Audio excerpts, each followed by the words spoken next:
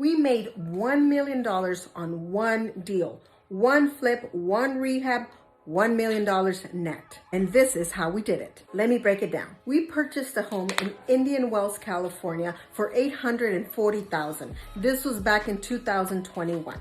We rehabbed the property, and after we paid our investors and our lenders, we ended up netting $1 million on that one deal. It was fantastic. But we had to go through a lot of hurdles to make that money. This project should have only taken 6 to 8 months to complete. But we realized that the contractor that we hired didn't pull all the permits that we needed in order for us to rehab this property. So we ended up firing him. When we fired him, he got really upset, and he himself called the city and told them that we were working in that house without permits. So the city came and red tagged us. We had to go through all that permitting process, and that stalled the project for 6 months. So during this time, we accumulating a lot more holding costs than we had originally anticipated.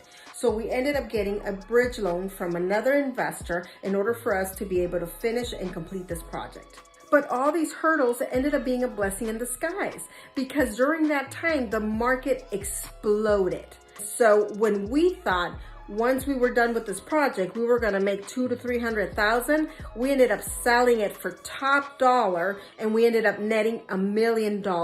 Thank you, Mr. Contractor, for trying to cause us harm. Instead, you helped us to make $1 million in that one deal. And we were able to accomplish this in a softening market. We actually had a buyer that came in and fell in love with the property and gave us a cash offer, and we closed in 10 days. We were definitely blessed. This really inspired me, because when somebody was trying to cause us harm, God came in and worked in our favor like He always does. It can get really scary with all the market changes. Sometimes you don't know how things are going to end, but it all worked out, and we're ready to do it again.